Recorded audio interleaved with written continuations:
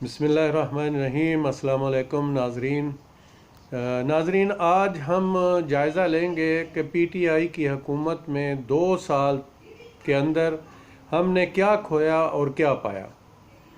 تو سب سے پہلے جو پوائنٹ ہے وہ میں اس طرح سے ادا کرنا چاہوں گا کہ جس پہ آج تک ہمارے کچھ لفافہ صحافی اور اس کے علاوہ جو سو کارڈ لبرل، خونی لبرل جن کو آپ کہہ سکتے ہیں، وہ اور اپوزیشن یعنی جھوٹ کا جو ایک مصدر ہے بہت بڑا، ہماری اپوزیشن یہ سیاست کے نام پہ ایک دھبا ہے بہت بڑا۔ تو ان لوگوں کے ساتھ کس طرح یہ 2 سال گزرے؟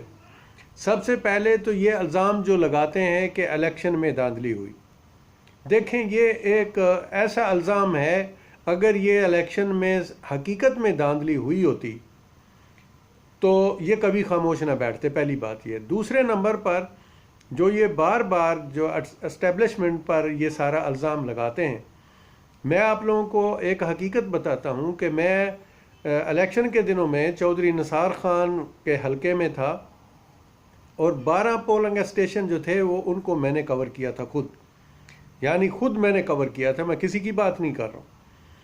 ایک ووٹ کی بھی کوئی ایرا پھیری وہاں پہ نہیں بتا سکتا تھا، نہ ہی آرمی نے کسی کو سپورٹ کیا۔ اور یہ ایک اتنی بڑی حقیقت ہے کہ اگر اسٹیبلشمنٹ سپورٹ کرتی عمران خان کو تو مجھے یہ بتائیں کہ یہ عمران خان صاحب کی یہ جو حکومت ہے لنگڑی لولی، یہ ایسے ہی ہوتی؟ اور دوسرے نمبر پہ کیا اپوزیشن خاموش بیٹھتی؟ ایسا کبھی نہیں ہو سکتا تھا۔ یہ سب جھوٹے ہیں، اتنے جھوٹے ہیں کہ ان کی مثال پوری دنیا کی سیاست میں نہیں مل سکتی۔ پہلی بات تو یہ ہے کہ یہ ان کا جھوٹ ہے بہت بڑا۔ دوسرے نمبر پر جو انہوں نے عمران خان کے ہاتھ میں دیا، جو خزانہ ان کو سپرد کیا گیا، اس کی حالت کسی سے چھپی ہوئی نہیں ہے، یعنی ملک بالکل دیوالیہ کی آخری بارڈر لائن پہ کھڑا تھا۔ اگر یہ اللہ کا بندہ نہیں آتا، لوگ اس کا دوسرے ملکوں میں احترام نہیں کرتے ہوتے اور یہ اس معاملے کو ٹیکل نہ کرتا، اگر حکومت کے بعد اگر اسٹیبلشمنٹ نہ کھڑی ہوتی ساتھ، یہ دونوں پارٹیاں ایک پیج پہ نہیں ہوتی، بڑے مسئلے مسائل جو تھے وہ کریٹ ہو جاتے۔ اللہ کا شکر ہے اس معاملے کو خان صاحب نے بڑے اچھے طریقے سے ٹیکل کیا، اور آج اللہ کا شکر ہے کہ ہمارا جو ڈیفیسٹ ہے وہ ایک مناسب لیول پہ ہے اور باہر کی دنیا میں ہماری عزت ہے۔ دوسرے نمبر پہ یہ جو پرچی وزیر اعظم تھے، وہ سسٹم ہمارے ملک کے اندر سے ختم ہوا، اور الحمدللہ یو این اے کی سٹیج پر خان صاحب نے جو کر کے دکھایا وہ آج تک 72 سالہ زندگی میں جنرل ضیاء الحق کے بعد کسی نے نہیں کیا تھا۔ یہ ایک بڑی اس کے بعد کامیابی تھی۔ اس کے بعد جو انڈیا نے 5 اگست 1919 میں کیا، اس کی جو ترجمانی خان صاحب نے کی، اس میں بھی کوئی شک نہیں ہے۔ اور آج جو ان کو لتاڑا جا رہا ہے اس وقت، جو دنیا میں وہ ذلیل و خوار ہو رہے ہیں، وہ اسی بندے کی بدولت ہو رہے ہیں۔ اس کے بعد اندرونی خلفشار، ایک دفعہ کوئی بتا دے کہ اتنے عرصے میں کسی اپوزیشن کے بندے نے کوئی انسانوں کے بچوں والی بات کی ہو، کوئی انسانوں والی بات کی ہو اسمبلی کے اندر آ کے، ملک و قوم کے لیے کوئی انہوں نے کوئی قرارداد جو ہے وہ اسمبلی میں پیش کی ہو؟ بالکل نہیں، یہ صرف ٹانگیں کھینچنے میں لگے ہوئے ہیں۔ اس کے بعد تاجر جو ہیں وہ سارے ان کے پالتو جانور ہیں، اور ان کے پالتو ہونے کی وجہ سے وہ لوگ جو ہیں وہ گائے بگائے کوئی ایسا کام کر دیتے ہیں پاکستان کے اندر کہ جس کا تصور کرنا بڑا مشکل ہو جاتا ہے۔ ہر چیز انہوں نے غائب کر دی۔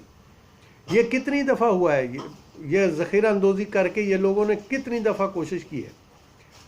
اس کے ساتھ ساتھ مولوی صاحب ہیں، مولوی فضل الرحمان، وہ پتہ ہے کہ جیسے ہی ان کو لسی یا ڈیزل کہیں سے مل جاتا ہے وہ شیر ہو جاتے ہیں، جب ختم ہو جاتا ہے وہ آرام سے بیٹھ جاتے ہیں۔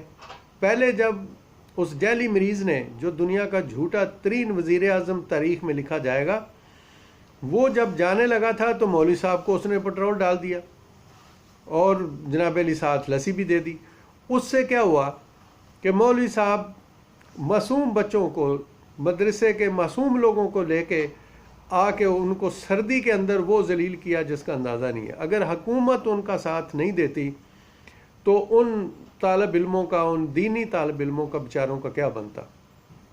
वहाँ से निकले, जो साथ इनके पार्टियां मिली हुई हैं सब के सब ब्लैकमेलर हैं। MKM का हिसाब देख लें, वो भी ब्लैकमेल कर रहे हैं।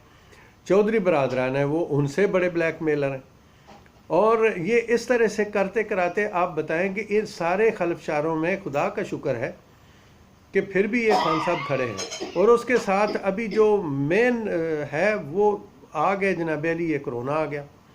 तो कोरोना को जिस तरीके से कंट्रोल किया गया है हमारे मुल्क में, प्राइम मिनिस्टर साहब की इस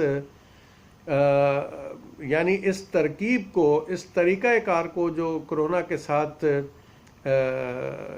किया गया, जिसमें ये जो स्मार्ट लॉकडाउन के हिसाब से पूरी दुनिया में अल्हम्दुलिल्लाह इसको सराहा गया। फिर लोगों ने इसका कुछ जो क्रेडिट है वो भी खान साहब को दिया। आज पूरी दुनिया में इसको सराहा जा रहा है।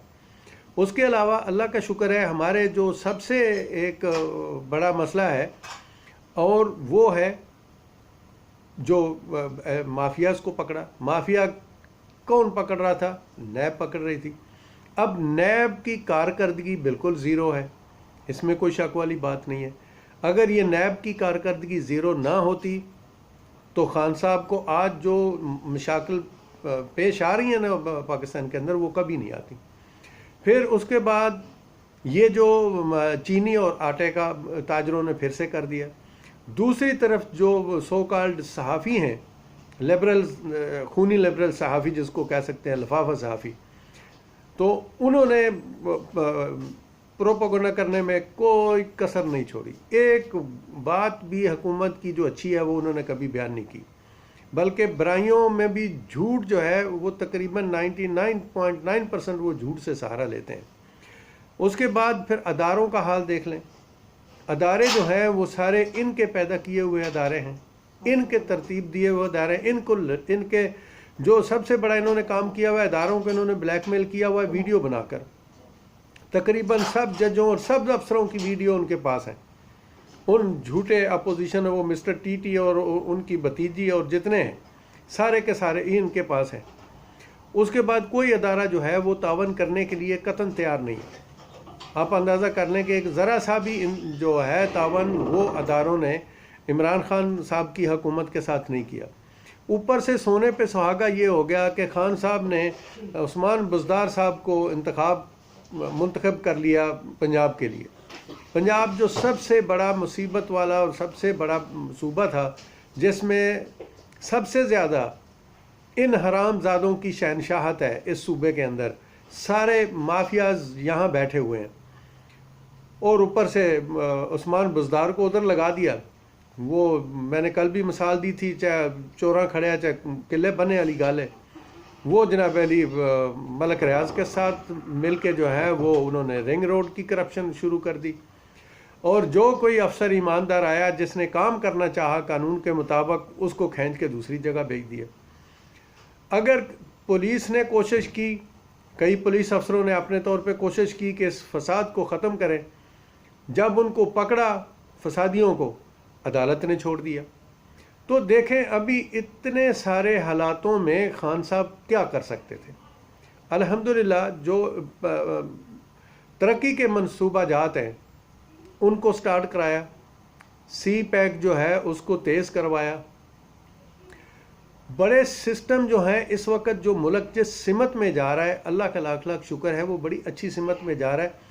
सबसे बड़ी जो मुसीबत है वो इन लोगों की पैदा करदा मुसीबत है, वो है गवर्नेंस और ज़ख़ीरा अंदोज़ी, महंगाई।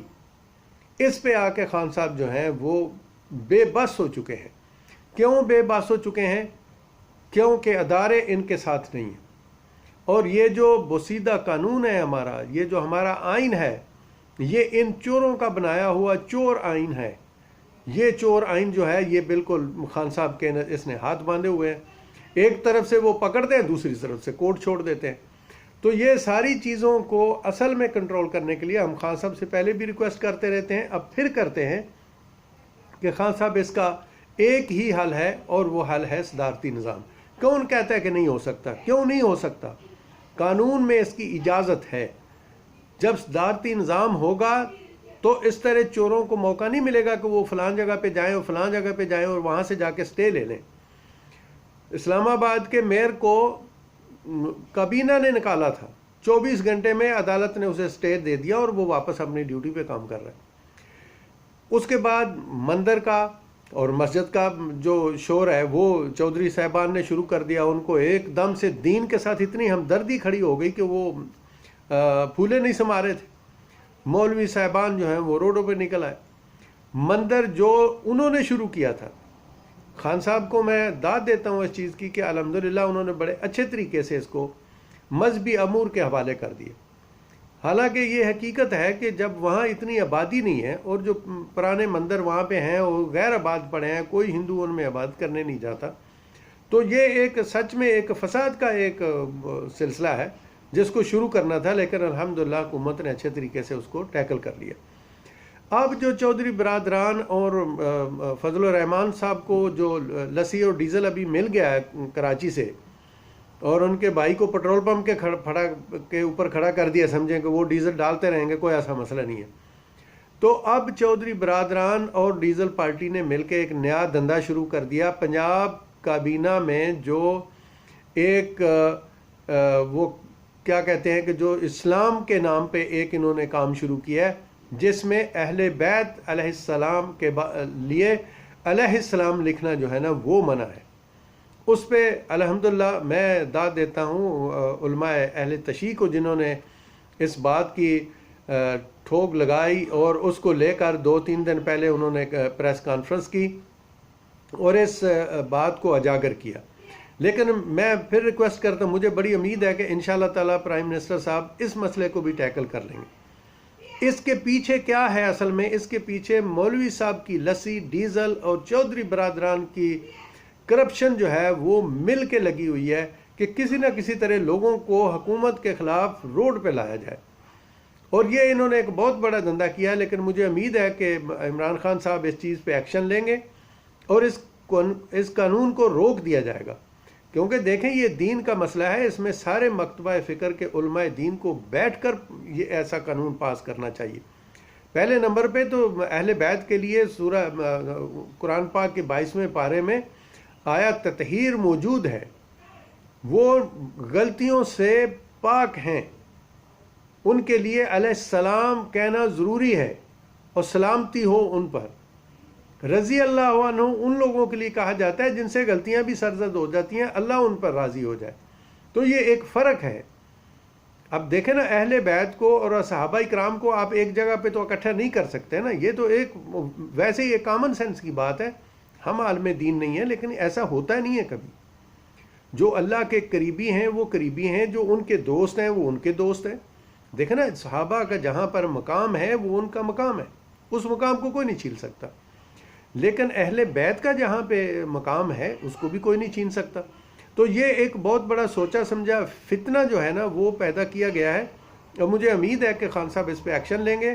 اور علماء دین جو اہل تشیع ہیں ان سے بھی میں نے ریکویسٹ کی تھی، اب پھر کہتا ہوں اپنے چینل کے وساطت سے کہ برائے مہربانی اس کو فوری طور پر ریٹ کر کے اس کا سٹے لیا جائے تاکہ یہ قانون پاس نہ ہو سکے۔ یہ ایک شرارت کی گئی ہے لوگوں کو روڈ پر لانے کے لیے۔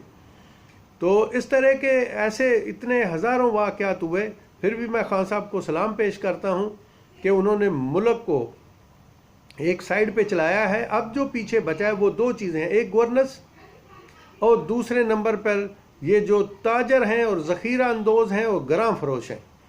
ابھی امید کرتا ہوں کہ یہ آنے والے 2-3 مہینوں کے اندر خان صاحب اپنی ٹیمیں چھوڑیں گے جو ان لوگوں کو کنٹرول کریں گی۔ آپ کی جو کنٹرول پرائس ٹیمیں ہیں وہ بالکل کام نہیں کر رہی، یہ سارے کے سارے اس مافیا کا حصہ ہے۔ اور اس کے علاوہ میں یہ بھی کہتا ہوں کہ یہ جو سو کالڈ اینکرز ہیں، جو خونی لبرل اینکر جو ہیں، ان کو لگام ڈالی جائے، یہ بہت ضروری ہے تاکہ یہ جھوٹے پروپیگنڈے جو ہیں نا ان کو بند کر سکیں۔ تو اس قسم کے ایسے بے شمار واقعات ہیں جو اس کے اندر ہوئے ہیں ان 2 سال کے اندر، میں سمجھتا ہوں شاید کوئی دوسرا ہوتا، یہ کرپٹ مافیا ہوتا تو پاکستان کا ایک ایک بال بیچ کے چلے جاتے، ایک ایک اینٹ بیچ کے چلے جاتے۔ یہ اللہ تعالیٰ نے اس ملک پر اور ہم لوگوں پر احسان کیا کہ یہ شخص جو ہے نا وہ آ گیا۔ باقی یہ آرمی کو الزام دینا کہ آرمی نے اس کو سلیکٹ کیا ہے، یہ سب سے بڑا جھوٹ ہے اس وقت کی تاریخ میں، سب سے بڑا جھوٹ۔ اگر آرمی اسٹیبلشمنٹ خان صاحب کو سپورٹ کرتی تو وہ بھاری اکثریت میں جیتتے، ان کی حکومت لنگڑی اور لولی نہیں ہوتی۔ تو اس لیے پھر کہتا ہوں سب کو کہ جھوٹ بولنے چھوڑ دو، ملک کے لیے سوچو۔ ایک دفعہ بھی اپوزیشن نے 2 سال میں کوئی ایک قرارداد بھی ملک اور قوم کے لیے پارلیمنٹ میں پیش نہیں کی۔ تو آپ بتائیں کہ ان کا کیا ایجنڈا ہے؟ ابھی کلبھوشن کا مسئلہ شروع ہوا ہے تو کلبھوشن کی جو کونسلر رسائی ہے وہ انٹرنیشنل کورٹ کے تھرو ہے، لیکن وہ بھاگ نہیں رہا، کہیں جا نہیں رہا، اس کی سزا معاف نہیں ہو سکتی، یہ بات پکی ہے۔ اور آج تک اپوزیشن اور جتنے جھوٹے لوگ ہیں سب شرمندے ہوئے ہیں، لیکن وہ خان صاحب پر وار کرنے سے باز نہیں آتے۔ اوپر سے چودھری برادران جو ہوٹل لے کے جہاں پہ اجلاس ہو رہے ہیں، جہاں پہ حمزہ شریف کو بلایا جا رہا ہے، اور وہاں پہ جو پیسہ عوام کا بہایا جا رہا ہے وہ الگ ہے، لیکن کس کی زیر نگرانی بہایا جا رہا ہے؟ عثمان بزدار کی۔ تو عثمان بزدار صاحب جب اس قابل نہیں ہے، خان صاحب ہم آپ سے ریکویسٹ کرتے ہیں کہ اس کا کوئی حل ضرور کریں۔ ہمیں پتہ ہے کہ آپ کیوں اس بندے کو نہیں ہٹا رہے، اس کے پیچھے کیا کہانی ہے، ہم لوگ بھی جانتے ہیں، لیکن کیا کیا جائے؟ اس کو آپ اس وقت سائڈ پہ کریں گے جب سر سے پانی گزر جائے گا۔ تو یہ چیزیں ہیں، اور اوورآل الحمدللہ جتنی اچھی جو پروگرس ہوئی ہے اس 2 سال میں، یہ پچھلے آپ کو 35 سالوں میں اس کی مثال نہیں مل سکتی۔ تو اس لیے میں عوام سے، سب دوستوں سے کہتا ہوں پریشان مت ہوں، اللہ ہمارے ساتھ ہے، اللہ تعالیٰ خان صاحب کے بھی ساتھ ہے، اللہ تعالیٰ ہماری مدد فرمائیں گے اور ان شیطانوں کے شر سے ہمیں بچا کے رکھیں گے اور اس ملک کو بچا کے رکھیں گے۔ اللہ ہم سب کا حامی و ناصر ہو۔ اس کے ساتھ اجازت چاہتا ہوں، اللہ حافظ۔